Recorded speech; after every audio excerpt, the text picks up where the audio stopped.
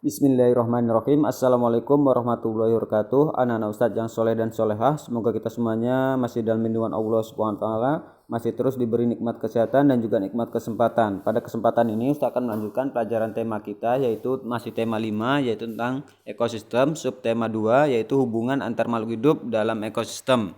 Muatan IPA. Yang pertama yaitu mengenai rantai makanan. Setiap makhluk hidup membutuhkan makanan untuk bertahan hidup. Melalui makanan, makhluk hidup memperoleh energi yang digunakan untuk tumbuh, bergerak, dan melakukan aktivitas. Oleh karena itu, di alam terbentuk interaksi makan dan dimakan antara makhluk hidup yang disebut dengan rantai makanan. Rantai makanan adalah peristiwa makan dan dimakan antara makhluk hidup untuk kelangsungan hidupnya. Jadi di sini di dalam di dalam kehidupan itu peristiwa makan dan dimakan itu adalah hal yang wajar, ya, karena kita tidak bisa membuat makanan sendiri, ya. Memang ada sebagian makhluk hidup itu yang bisa membuat makanan sendiri, ya, tanpa memakan makhluk hidup yang lain, tapi itu cukup tidak banyak, ya. Paling kayak rumput, ya, tumbuh-tumbuhan. Nah, itu adalah contoh makhluk hidup yang bisa membuat makanan sendiri tanpa makan hewan yang lain. Tapi kayak kelinci, rusa, harimau, nah itu dia tidak bisa membuat makanan sendiri. Dia harus memakan makhluk hidup yang lain. Kita lihat di sini ada 3 peran makhluk hidup di dalam rantai makanan. Yang pertama yaitu sebagai produsen, ya. Produsen adalah makhluk hidup yang dapat membuat makanan sendiri melalui proses fotosintesis, ya. Yaitu ada contohnya adalah tumbuh-tumbuhan atau rumput. Nah, itu dia tidak perlu memakan makhluk hidup yang lain. Dia bisa membuat makanan sendiri, hanya bantuan dari sinar matahari, ya, dan unsur hara. Nah, terus yang selanjutnya yaitu adalah konsumen. Konsumen adalah makhluk hidup yang tidak dapat membuat makanan sendiri sehingga mendapatkan energi dari makhluk hidup lain. Contoh konsumen adalah hewan, ya. Yang mana kayak hewan itu tidak bisa, ya, kayak kambing, sapi, ayam. Nah, itu tidak bisa dia membuat makanan sendiri. Walaupun ada cahaya matahari banyak pun dia tidak bisa, ya. Dia harus memakan makhluk hidup yang lainnya untuk kelangsungan hidupnya. Di dalam konsumen ini banyak tingkatannya, ya, tergantung dia nanti makannya nomor berapa.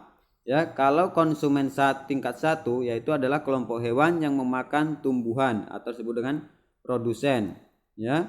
Konsumen tingkat 1 merupakan kelompok hewan herbivora, contohnya adalah rusa, kelinci, dan belalang, ya. Memang kebanyakan konsumen tingkat 1 itu adalah jenis-jenis hewan yang memakan tumbuhan, ya. Kalau tumbuhan itu disebut dengan produsen karena dia bisa membuat makan sendiri. Terus kalau konsumen itu dia itu ada tingkatannya. Kalau tingkat 1 dia itu kebanyakan hewan yang memakan tumbuh-tumbuhan kayak kelinci, ya, rusa. Nah, nanti contohnya di sini Ustaz ambil ada tingkat 1 kelinci. Nanti kelinci dimakan oleh harimau. Nah, berarti harimau itu adalah konsumen tingkat 2, ya.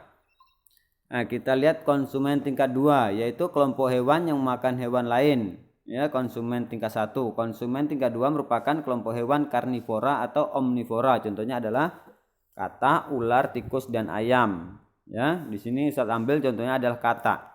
Katak itu makanannya apa? Ya, adalah hewan-hewan serangga, ya. Bisa capung, bisa ulat. Nah, itu adalah makanan katak. Sedangkan kayak ulat itu adalah konsumen tingkat 1, ya. Konsumen tingkat 1 dimakan oleh konsumen tingkat 2 yaitu adalah katak. Nah, jadi nanti setelah itu barulah nanti katak dimakan ular, berarti ular itu termasuk konsumen tingkat 3 dan seterusnya. Nanti kalau ular itu dimakan apa lagi? Pokoknya ular dimakan oleh elang.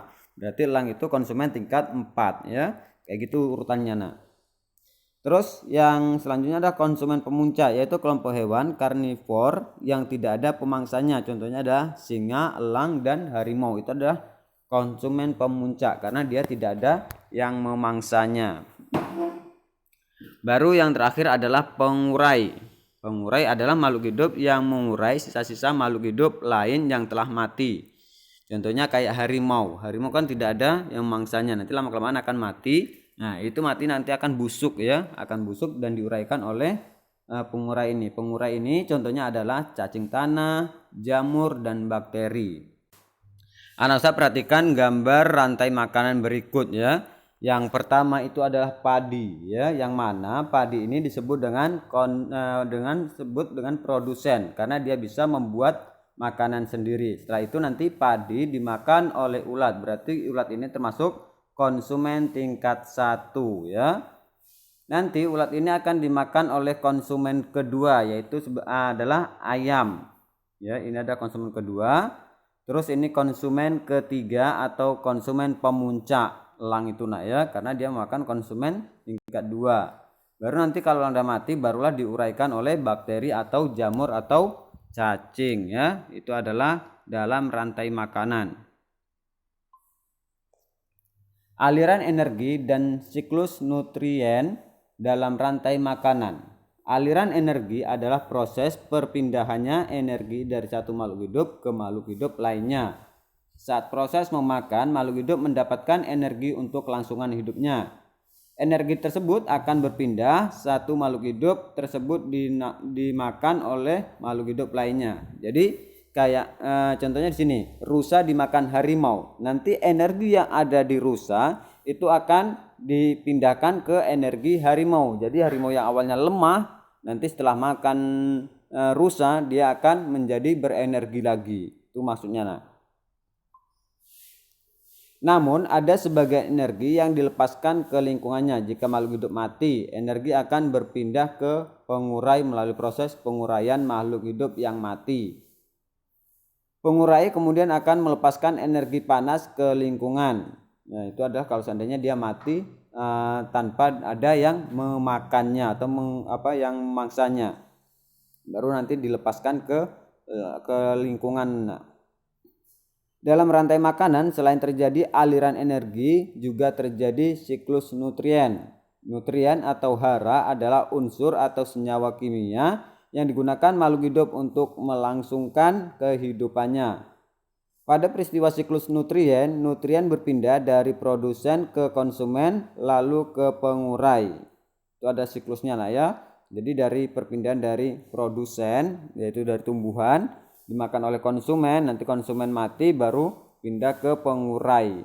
Ya, itu adalah perpindahan siklus nutrien. Saat produsen dan konsumen mati, tubuhnya akan diurai oleh pengurai menjadi nutrien dalam tanah ya. Nutrien tersebut lalu kembali digunakan oleh produsen untuk pertumbuhannya.